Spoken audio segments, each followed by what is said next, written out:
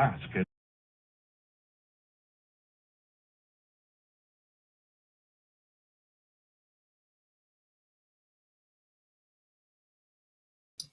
Hey everybody, thank you for coming in. I'm waiting on Tammy. She'll be here in a few minutes. She was running around this morning and couldn't make it just on time, but that's okay.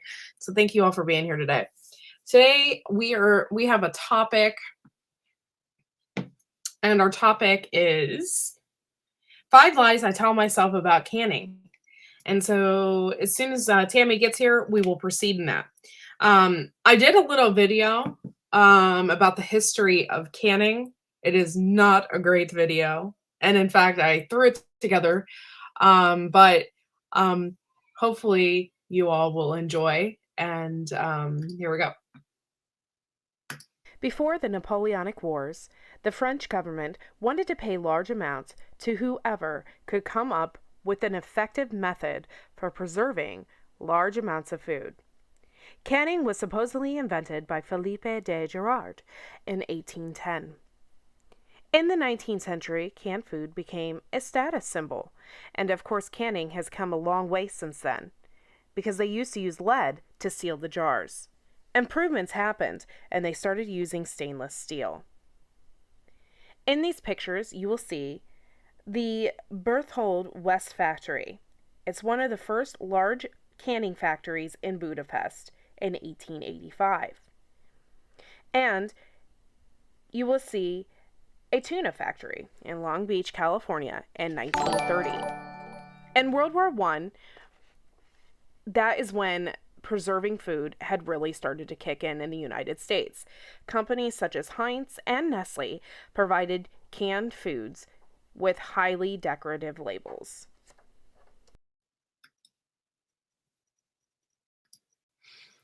Okay, that was a really crappy video. Sorry, guys. So, but it did have a lot of information about canning. And I actually learned some information about canning. And something popped across my screen, and I don't know what it was. Give me a second, and I will pull up my other screen here. One moment.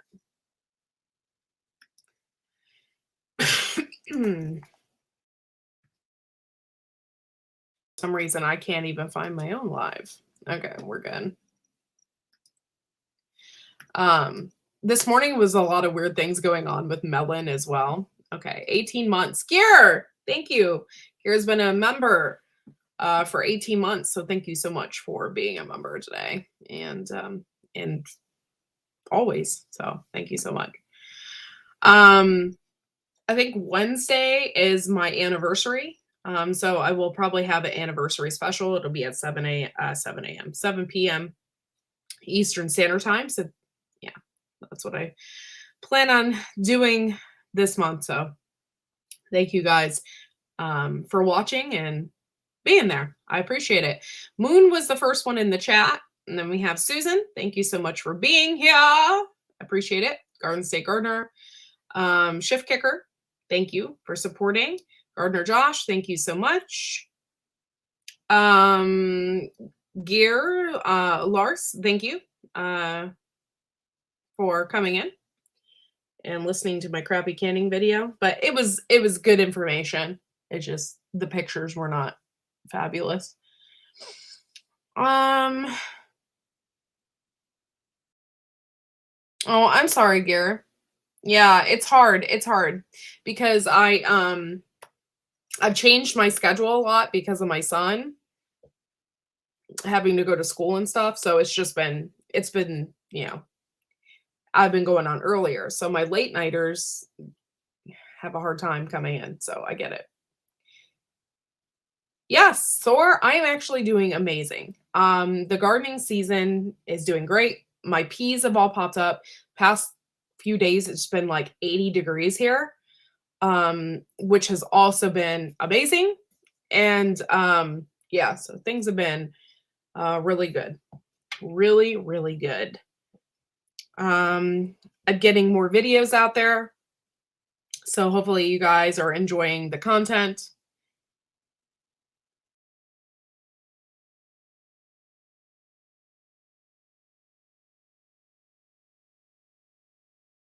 All right.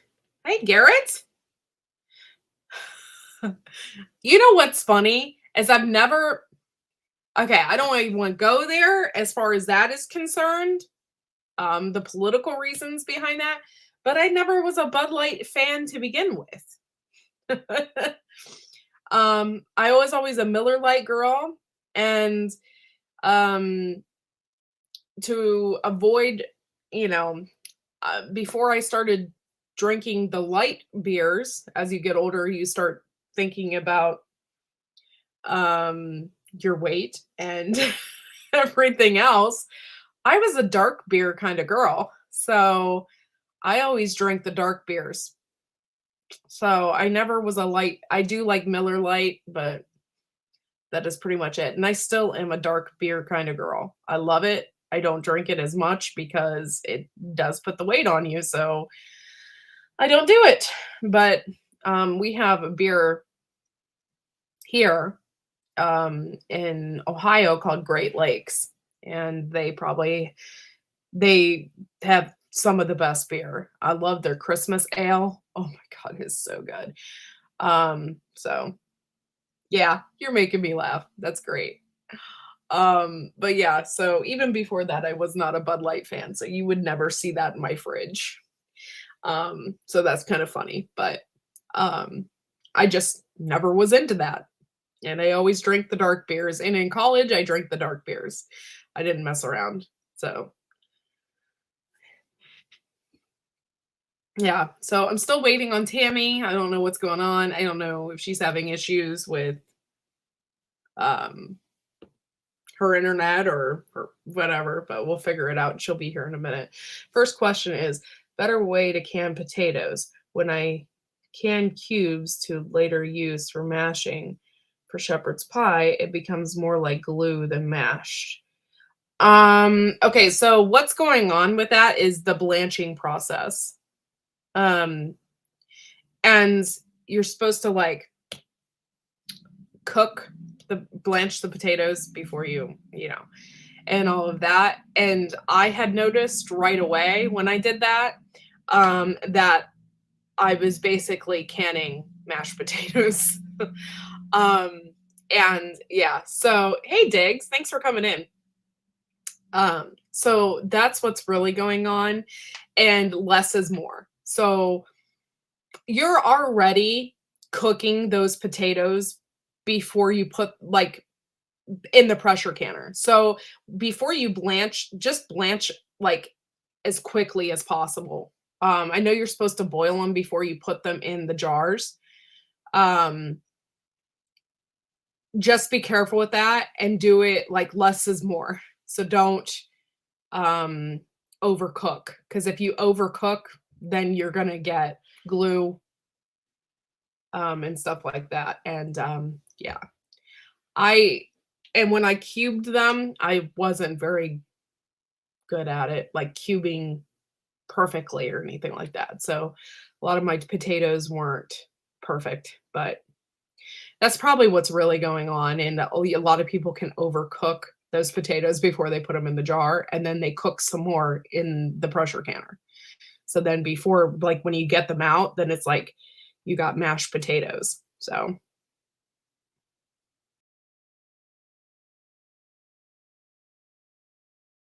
yeah, Lars, thank you for coming in. Yeah, there's 13 people in the house.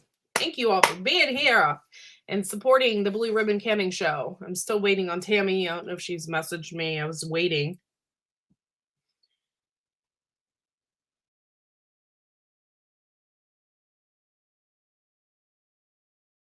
Hold on 1 second.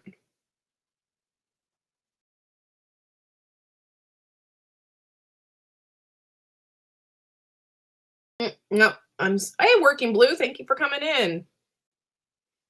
I love you too. I understand. Still waiting. It's okay. We can still talk. So, anybody have any questions about anything?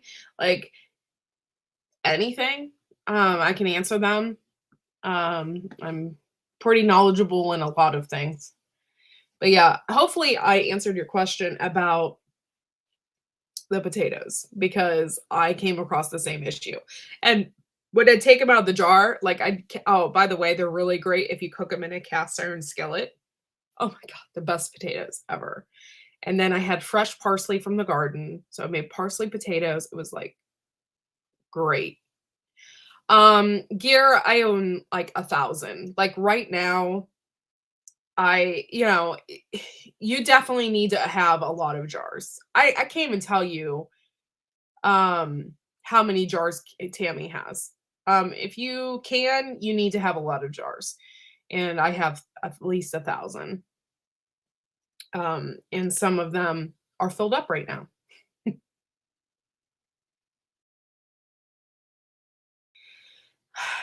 I've never used calcium chloride, to keep potatoes firm. And honestly, the people use alum in their cucumbers to try and keep them crisp. Never had that work either. And so I know there's canning tricks out there, but I've never had that kind of stuff work. Just don't overcook. And I think that's where a lot of people are getting their issues from, and especially with cucumbers. When they're doing pickling and stuff like that, they're overcooking. So when they pull the cucumber out of the jar, it's like mush, and nobody likes that. They want a nice crisp pickle. And I still have not conquered that. Because every time I make pickles, they're still mushy, even if I used alum.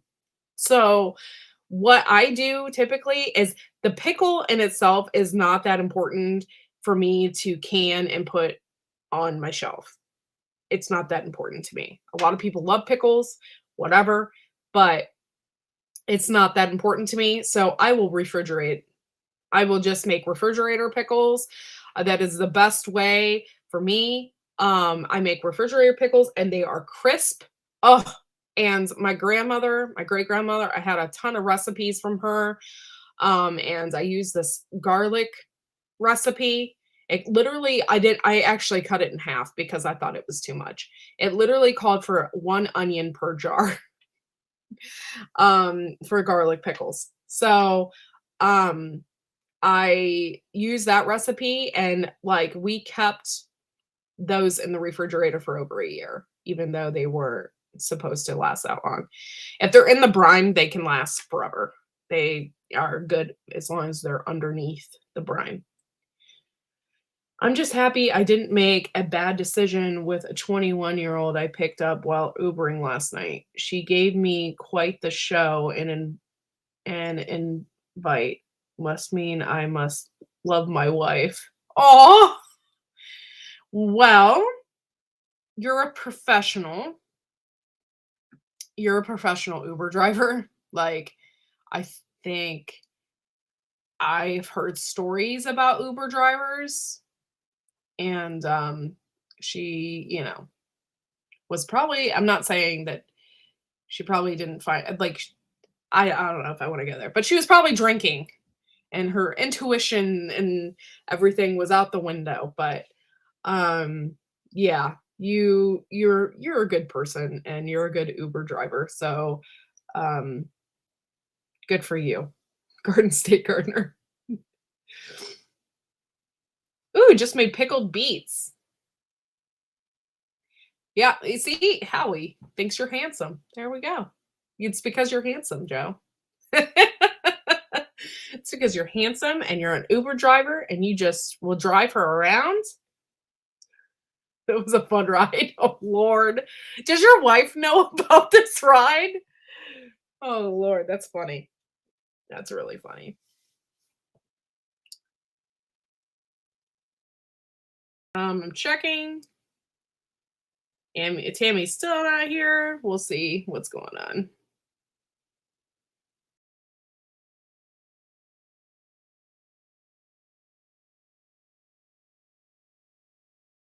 All right.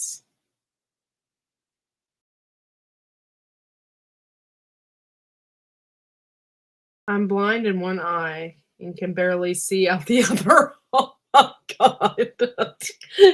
Oh my god, you guys are cracking me up right now. Yeah, I wouldn't have told her either.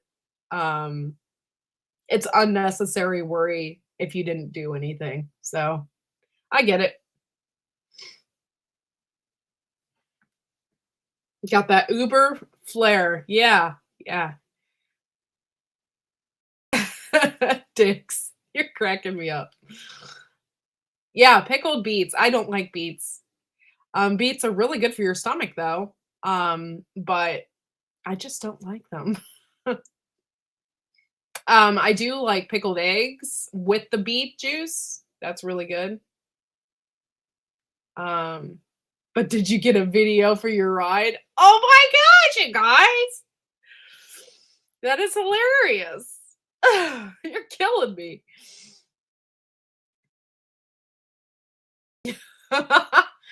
Garden State Gardener, are you gonna get a bigger rear view mirror? You know what? You don't need a bigger one. You just need to put like you know how they have those baby mirrors, so when you can see your baby in the back seat, you just need to get one of those and put it up on your dash. Oh yeah, you would totally be in trouble. Uber after dark. Oh Lord. Smile and live 8 years longer. I truly believe that.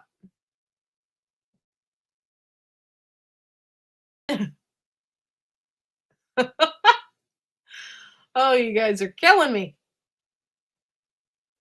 Well, I hope Tammy is okay. Hmm.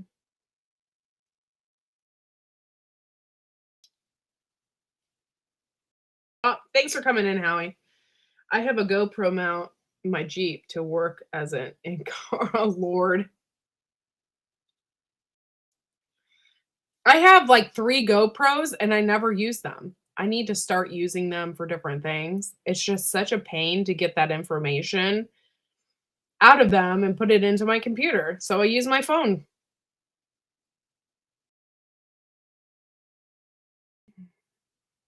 Make sure you guys share us out. I hope Tammy comes in here soon so we can get this show on the road. Just tell them it's the cash cab. Oh, you guys are horrible. But yeah, I'm sure, you know, you live close to Jersey Shore. I'm sure you get all different kinds of um things going on there. Like, whoa. I will make a video this fall on my top 20 Uber rides, but how do I keep my wife away from watching? I've never done anything but wow Uber cam confections. Oh, that's hilarious. Yes, I have an Apple. All I have is Apple products.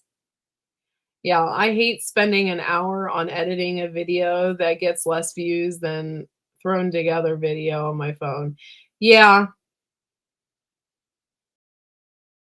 you grow a lot of carrots. Do you can a lot of them too or freeze them? Honestly, I've never canned carrots. Tammy told me it's a vigorous process. I was going to, but I've never really grown enough carrots to can. I would get like, because what you have to do is you have to cube them, you have to cut them up.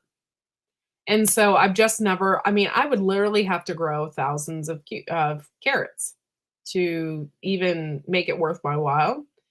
I guess if I, like a lot of people do this when they can, is they find deals in the stores versus growing. They find deals in the stores and then they can that way. So, like, say for instance, carrots were like 99 cents a bag or something. They like buy out the store, they take them home, they clean them, and then they can them, which makes sense. But you have to do it, you know, when and people do that with asparagus. People do that with all different kinds of stuff. They get the deals and then they can it. They bring it home and can it. So, oh, there she is. Hello. Hello. What's going on today? Where are you guys at? It's up all the way. At the beach? I can't hear you, but just a minute. Let me get it on my phone so I can hear. Okay. All right. Here. It's not letting me turn it either.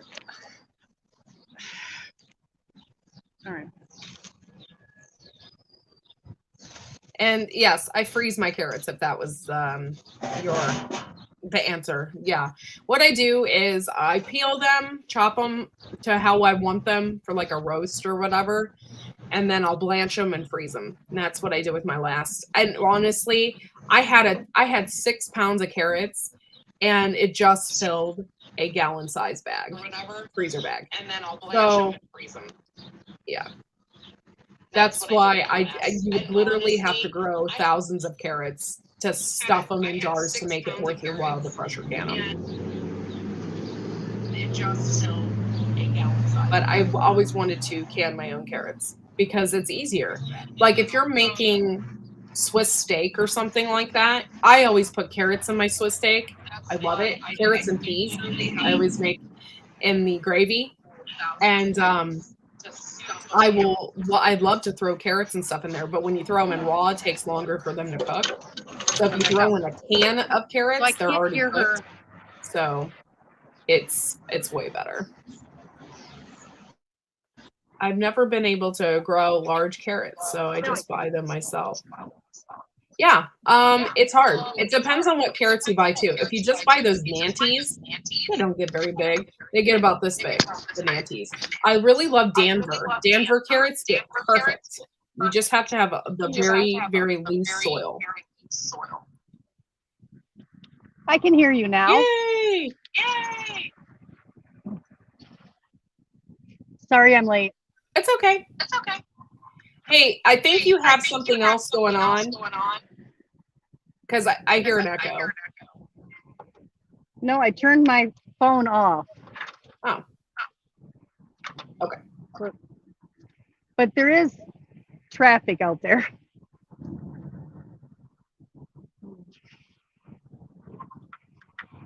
Okay. Our ground is all sand. Okay, sand makes all the difference in your soil. Yeah, especially for carrots. Okay, so today's topic was... One second. 5 lies I tell myself about canning. Tammy, what are the 5 lies that you tell yourself about canning? Number 1, I usually say it's easy.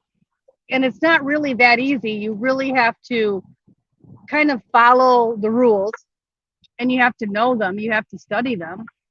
You know, you can't just walk in and decide, oh, I'm going to do something today. It really does require some effort. Yeah. And that is something, I'm going to mute you for a second.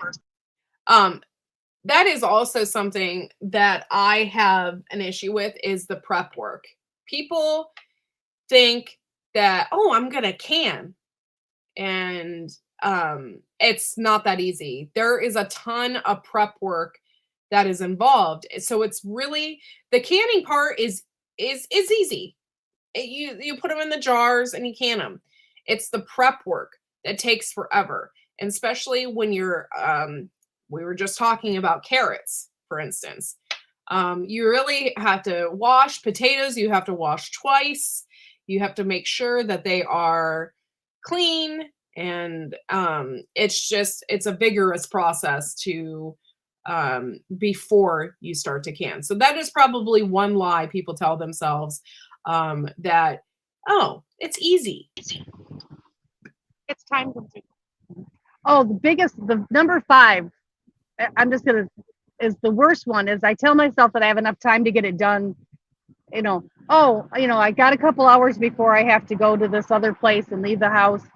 I will just run this batch and I've got enough time. And it seems like I always forget to add the time it takes to bring it up to steam before you can even start the time with venting and then the time.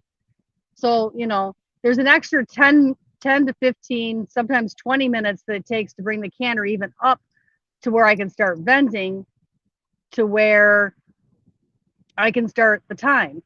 So, like if it's a 90-minute recipe, you got 10 minutes of vent time. So that's 100 minutes. And then you got the time it takes to bring it up. And that doesn't even include the prep work. And I always do that. And then I'm late getting where I want to go because I've got this stuff on the stove I can't turn off to leave. Yeah, that is also, one thing that I have an issue with. I always start canning in the middle of the night. oh, I have all this stuff. It's like 11 o'clock. I can get this done. Here I am. It's 1 or 2 in the morning and I'm still canning this crap. Yes. Yeah. And I think a lot of times, it wasn't on the list I gave you, but the other thing is I'm like, oh yeah, I can do 2 bushels. I'll get 2 bushels of tomatoes at the farmer's market. I can get 2 bushels done. And then it doubles the prep time. And you don't really think about that. Yeah, I gotta mute you again. I'm sorry. But yeah, so it's a process, guys. Canning is not easy. The actual putting them in the water and getting them up to pressure is easy. That part is a no-brainer. It's all the prep work that you have to have and do before you put them in the jars. And I can't tell you, I don't know if this is on the list. I can't remember right now. But one thing I tell you guys is I get all excited. I want a can and everything. And then I was like, oh, I forget to sterilize my jars. Whoops. And you know, the prep work, I always try to split it into 2 days. I have just learned over the time. I'm so sorry. I did not, when I picked this location while we were out, I didn't think about it being so noisy. So much traffic. Yeah. I try to split stuff up into 2 days. I do the prep work, get it all in the jars, put it in the refrigerator, and then the next day in the morning, I pull it out so it can warm up and put it in the canner, because I can't do all that in one day anymore. Not by myself. When Becca helps me, that's okay, but by myself, I just can't. Yeah. It makes it's difficult. And like I said, like, okay, what will happen is I always put I don't hand wash my jars. What I do is I just put them in the dishwasher. Well, my dishwasher will take 3 hours. It takes forever. And I put them on the steam. So that's another thing that takes forever. So therefore, like if I don't have my jars prepped beforehand, like I'm seriously lagging behind 3 hours. Yeah, that's half a day. Yeah.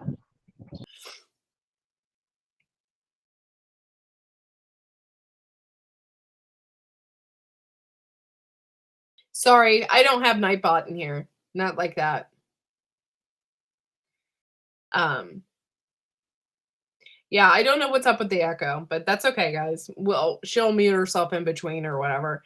Using headphones, there shouldn't be an echo. However, probably a mobile phone. Yeah, it's probably Melon. I don't know. Melon didn't even want to let me in. I had to come on Becca's phone because Melon didn't like me today. Oh, that's weird. Well, I had an issue with Melon when I first logged in. It logged me out of everything. And literally, I was just in Melon last night, prepping my stuff and doing everything. And it logged me out. And I was like, what the heck? You know? But I don't know. It's cheap, so I have to stick with it. I can't afford the expensive stuff. StreamYard bought it, so maybe there'll be some improvements made, or I don't know, maybe. We'll see. Okay, so what have you guys done? What do you think are the major lies about canning? So leave us your comments, because I'm curious as to what you guys think. Thor said he had issues with his potatoes, and he said that he canned them and he would cube them and everything, and they would turn to mush. He probably canned the wrong kind of tomatoes. Some of them that are like Did I say potatoes? I meant potatoes. Okay. Potatoes, not tomatoes. Potatoes. Yeah. If you get baking potatoes, they turn to just starch in the jar. You really have to get the other kind, not the Russes are the bad ones to can. They just turn to, yeah.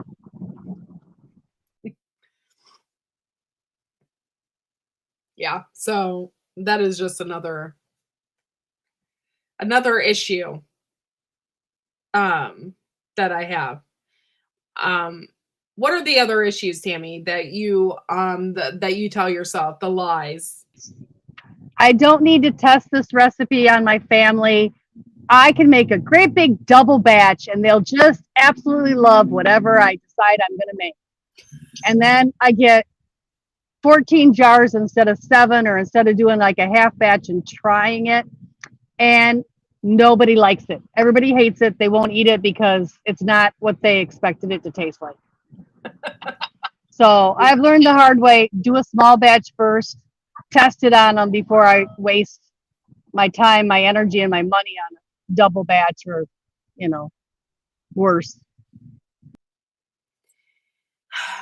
Susan, canning used to be cheaper, okay? But anymore, it is not, and I'll tell you why. Because so many people are doing it now. One, so many people are canning, so the prices have went up. The prices of jars have went up, and things are just more expensive.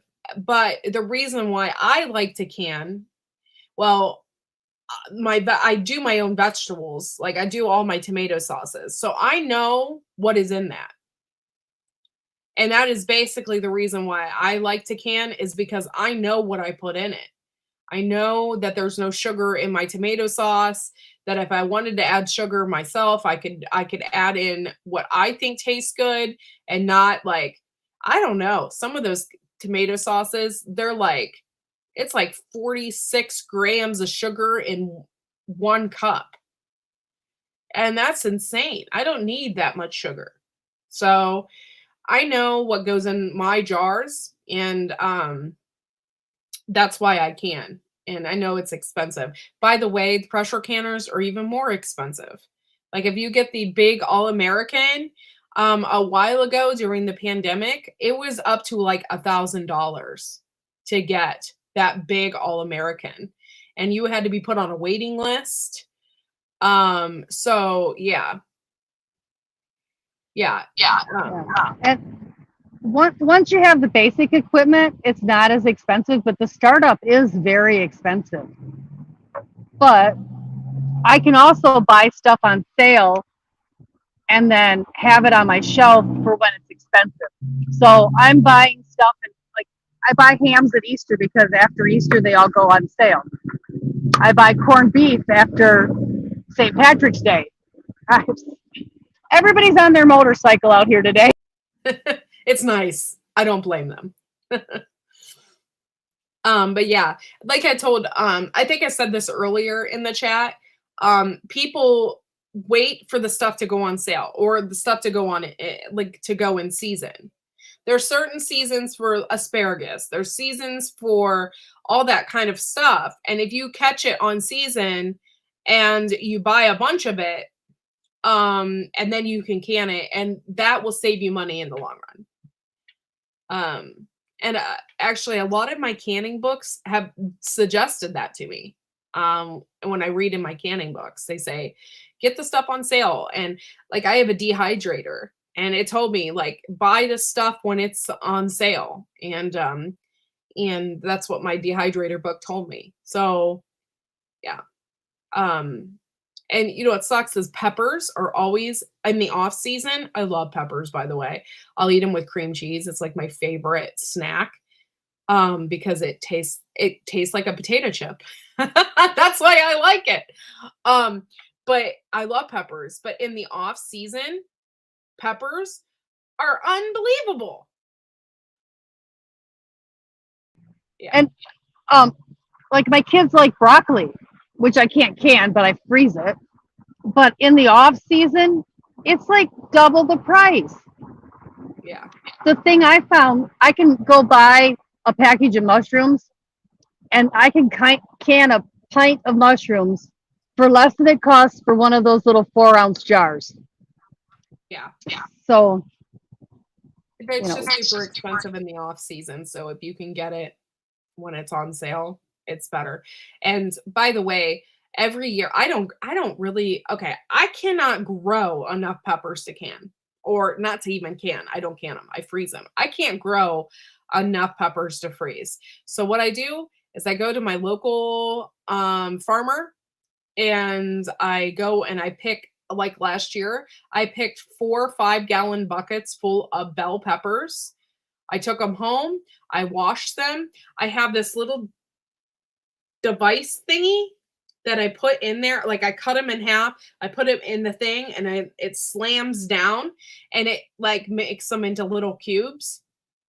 And I put that on trays, and then I freeze those. And when those are frozen, then I put them in a gallon size freezer bags. So every year I do this, and every year I have frozen peppers to put in tacos, to put in, you know, I put peppers in my hamburger gravy, or when I make it, or what else do I do? I put peppers in everything because I like the way they taste, honestly. But I always pick them. I pick them by the buckets full, and then I'll take them home and I will process them myself.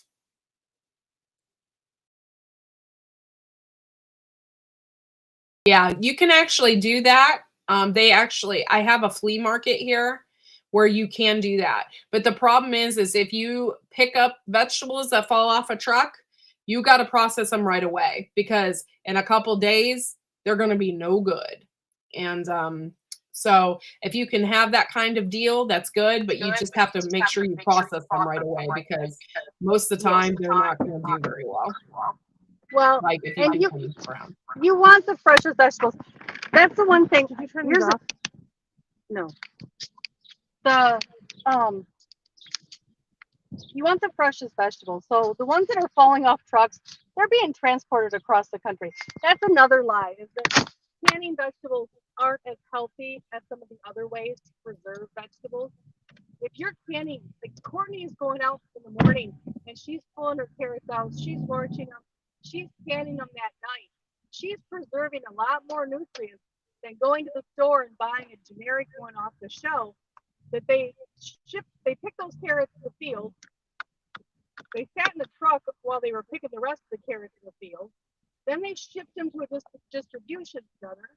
Then they offloaded them to another truck and shipped them clear across the country, maybe 4 or 5 states away, and they put them in a cooler until they could process them in the factory into the can. That's not the same as home canned. So you're preserving a lot more of the nutrients to start with when you home can versus the can. Okay, so I got a couple of questions. One is, how do you freeze bell peppers so they don't taste freezer burnt? Mine always taste freezer burnt. Okay, what I do and what I've known over the past couple years from my experience is what I do is I get a tray, and I get wax paper. And once I cut them up, I put them on like a tray, like a cookie tray with the wax paper, and then I'll put them in my deep freezer. And once they're frozen, then I take them out and I put them in a bag. I put them in like a 1-gallon freezer size bag. So that way, if you just shove them in the bag, they will clump together, and you will have this massive frozen conglomeration of peppers. So I freeze them individually first, and then I put them in the bag. That way I'm not like smashing my peppers up like an ice cube tray, like an ice cube thing. Like I'm smashing them, trying to get them apart. I've never had the issue of my peppers tasting like the freezer at all. So I don't know why yours always tastes freezer burnt, but mine, and honestly, I use them so much, I don't keep them around enough to even be in the freezer that long, because I use peppers in everything. I love them, so I put them in everything. Do you blanch peppers before freezing? No, I don't. And if I did that, they would be mush. So no, I don't do that. You ladies going to Superb Summit again this year? Says Pens and Hens and Who's Homestead. So are we, Tammy? I refuse to answer that until next week. Okay. But there is a very, very high likelihood that that's going to happen. Yes. But the details will be finalized next week. I'm excited to know the I know. details. I think I'm going whether I'm presenting or not. Let's put it that way. Nice. Okay, Dig. Thank you for coming in. Yeah, I've never had the issue with freezer burnt peppers, so I'm sorry. Good idea, Corky. I'll try that again. I usually throw them in a freezer container. They come out and yes, and a lot of people can't do that with the trays because they don't have enough freezer space. But I have like a huge freezer in my basement. And what I do is I just stack them in there and I stack them in there and they freeze individually. And I do it on wax paper. That way they come off real easy. And then I roll up the wax paper and then slide them into the 1 gallon freezer bags. Or you can do it in smaller bags if you need to. What I do then is I keep the big bags in my freezer in the basement. And then I'll have like a smaller bag upstairs in my freezer. So I don't have to keep going to the basement to grab stuff. So I do that as well. But every year, that's what I do is I pick. And this year, I am picking strawberries because I cannot grow enough strawberries to make what I want to make. It's great. I love going out and eating fresh strawberries here and there and all of that. But I like going and picking. That way I can get a couple of baskets full. And then what I'll do then is I'll just take them home and I will make my jam. And I love fresh jam. People swear by freezer jam. I don't want to do the freezer jam because it takes up too much space. But I love just fresh strawberry jam right out of the jar. Oh my gosh, it's so good. And my son loves it too. So I'll share my secret ingredient with only the people in this room. My secret ingredient for my strawberry jam is to put dried lemon peel, a teaspoon of dried lemon peel in each batch. It just sort of makes the flavor pop. nice. But don't tell anybody, it's our secret. Okay. So dried lemon peels, guys. Only with the people of this chat. You heard it straight from the rebel herself. That sounds amazing. I don't know why. I had a shake this morning for breakfast, but right now I am starving. I'm so hungry. Oh, it's horrible. You're hungry. We just stopped at the restaurant. She ate pizza in front of me while we were doing the live, and I gotta wait till we're done to eat my pizza back here. Oh, And it smells wonderful back there in the car. I love pizza. I'm such a pizza person. We had to come to the big city, so we got. Do you have Blaze pizza down there? What is it called? Blaze pizza? Yes. Oh my god. I've never ate at one though. Oh, Courtney, you would love it. But get the build your own. Don't even waste your money on 1 or 2. Because like I made the mistake. We'll talk about that. I didn't like them at first because they made me mad. But I absolutely love a little pizza with my garlic. And Blaze I can get like there will be no vampires within 100 miles of me. I love this guy garlic really too. went a little overboard. I usually say I don't get enough garlic. This guy, yeah, he put a pint of garlic on it. So I put garlic salt in everything. Like I use Lowry's garlic salt for everything, right? Well, there for a while, I was using minced garlic. Like I would even put it in my macaroni and cheese, right? Oh yeah. My husband's like, if you put garlic in that one more time, he's like, it's giving me heartburn. I'm like, I love garlic. And he's like, you make macaroni and cheese and you serve yourself and then you put your garlic in. Don't put it in with the rest of it. We have a big quart container of minced garlic. I can't grow enough garlic. I don't know if you saw my post about like the 30 some heads of garlic I planted last year. And then I have perennial garlic well, we still buy garlic by the minced pint. Because I can't. Even though I can some, I don't have any left. It's a quart?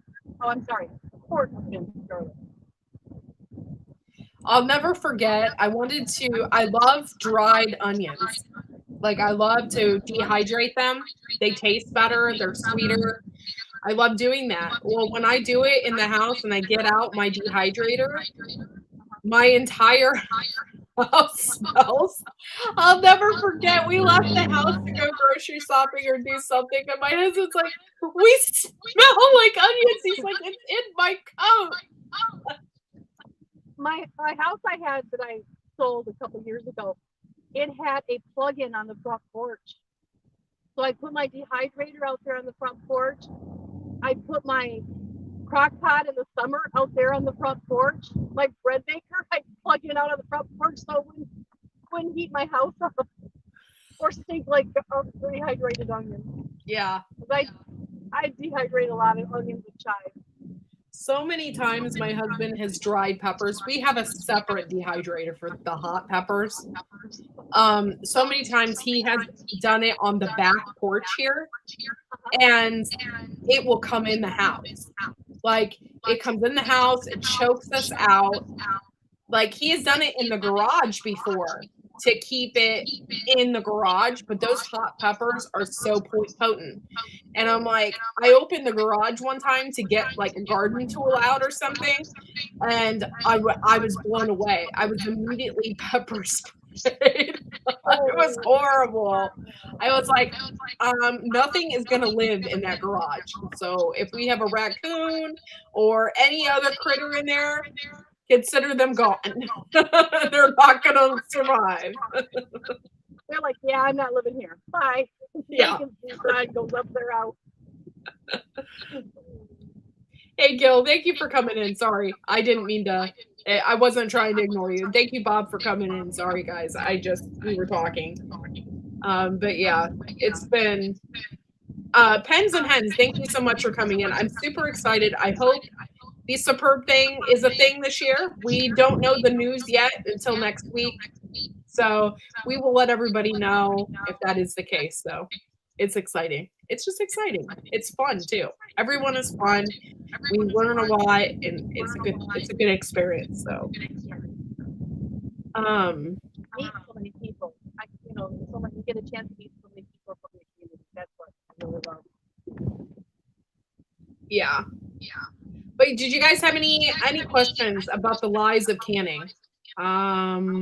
Did we go over all 5 of them? I don't know. But I tell you what, man, canning's not as easy as it seems. So just to let you guys know, it is not. It is. Becca's over here. Say it again. It's very time consuming. Yes. People don't understand like how much time you have to put into it. Yeah. But any hobby, you have a lot of commitment, a lot of time. But at least I get to eat this hobby.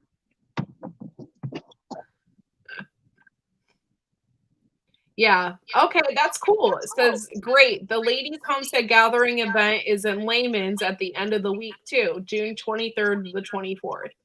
That is awesome. I freaking love Layman's. I was raised around in this area, so Layman's is like the store to go to for all of that stuff. And I would go there when I was a kid. It's like a museum. So I'm so used to Layman's.